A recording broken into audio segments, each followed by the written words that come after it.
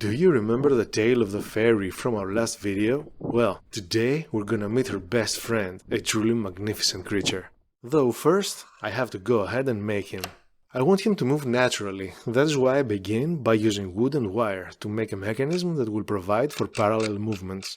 With that done, I wrapped the contraption with foil and clay, and then I baked it a little bit to harden it, so that I could now attach the head. And now it's time to start sculpting.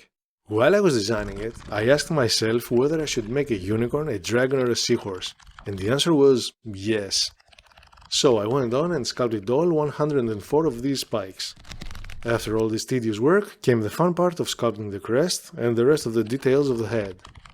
Lastly, some yellow clay for the eyes and the face is done. Oh, I almost forgot about the fins. They are actually going to be moving as well, so I carved them on a piece of plasticine and then I put some thick paint on it, which I really enjoyed removing.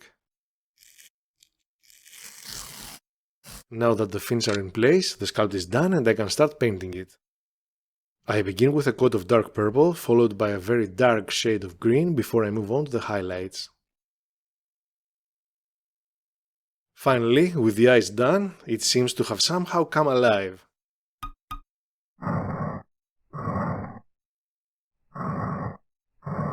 But we're not done yet. I think we should give this little creature a home.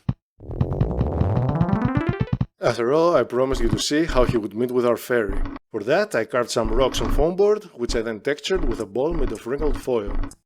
I started painting it with a base coat of dark grey. When all the rocks were covered, I went on to dry brush them with a dark shade of brown, followed by a brighter one after that. Then I glued on some rope fibers that I painted green, and I think they look just like grass. Now all that's left to do is make the forest backdrop. I wanted it to have a somewhat magical haze around it, so I started base coating it with a mix of purple and brown. Then, after I dry brushed the hill, I painted all the trees at the top, which was completely unnecessary, as you will find out why when we come back to it later.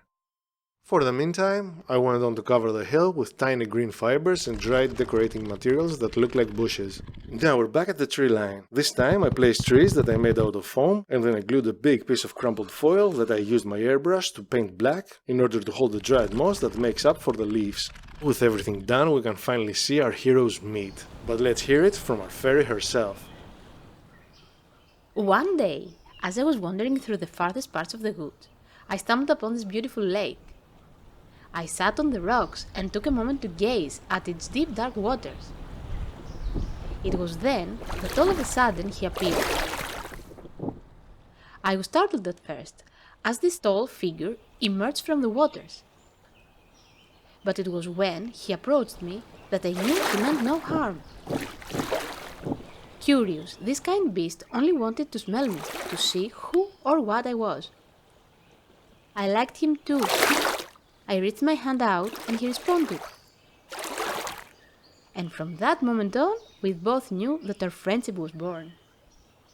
We really hope you liked our story, so please press the like button to let us know if we should keep making such videos. Feel free to share this video with your friends. And thank you very much for watching.